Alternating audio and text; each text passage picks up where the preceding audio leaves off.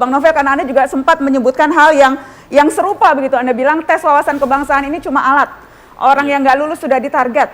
Anda bilang ini akal-akalan pimpinan KPK untuk menyingkirkan pegawai KPK yang memang sudah ditarget. Apa landasan Anda melontarkan tudingan itu?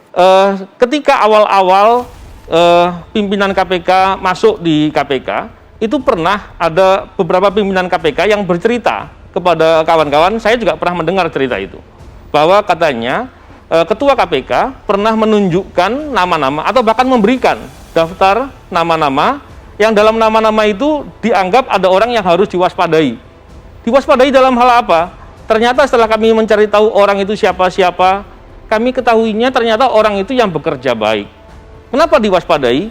Kami menduga karena mungkin waktu sebelumnya Pak Firly Bahuri pernah punya masalah kode etik berat dalam rangka bertemu dengan pihak berperkara, melakukan hal-hal yang menghalang-halangi proses, dan kemudian dilakukan pemeriksaan kode etik. Saya khawatirnya itu yang menjadi permasalahan latar belakang. Jadi Anda mau mengatakan sebelum ini Ketua KPK sempat membuat list nama-nama pegawai yang perlu diwaspadai? Ya, saya kira Pak Gufron juga tahu. Kalau Pak Gufron jujur dan berani berbicara, pastinya Pak Gufron akan cerita itu.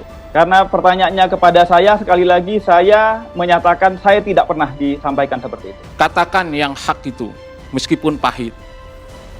Qulil haq walau kana murron. Selalu saya bilang ke beliau, suatu saat pernah, pada saat itu kira-kira 6 bulan setelah beliau masuk di KPK, saya diminta untuk datang ke tempat beliau. Ini kenapa? Ada apa ini? Saya dipanggil seperti ini.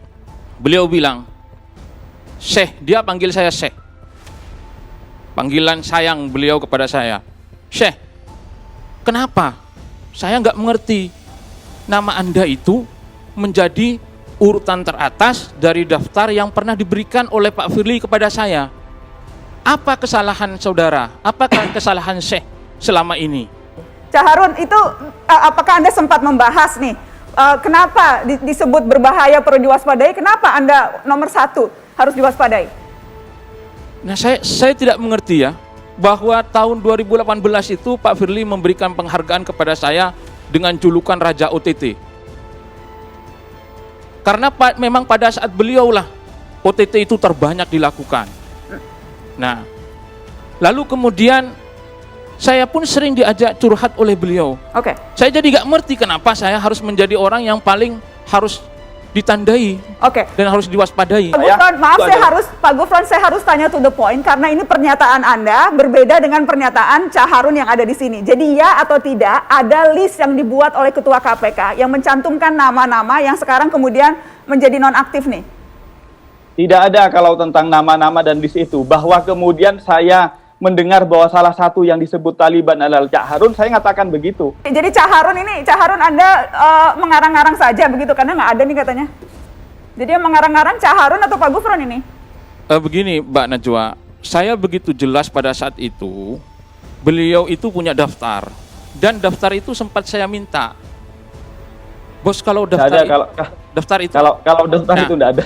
Ini berikutnya saya dipanggil juga oleh Pak Nawawi. Oleh Ketua KPK, pimpinan KPK oleh yang lain? pimpinan yang dengan Pak Nawawi Pamulangu. Mas, kata Pak Nawawi, ini mohon maaf Mas, saya mau tanya. Saya oleh Pak Ketua diberikan daftar Mas. Dan sekali lagi Pak Nawawi juga bilang, Mas Harun itu ada di urutan pertama. Loh, saya siapa? Saya bilang gitu, kok kemudian saya ini menjadi orang yang paling berbahaya di situ. Dan saya juga sempat tanya ke Pak Nawawi, apakah Bapak masih menyimpan daftar itu? Saya waktu itu dikasih Mas, tapi di mana sekarang ya, entah sudah mungkin sudah hilang, kata beliau. Baik.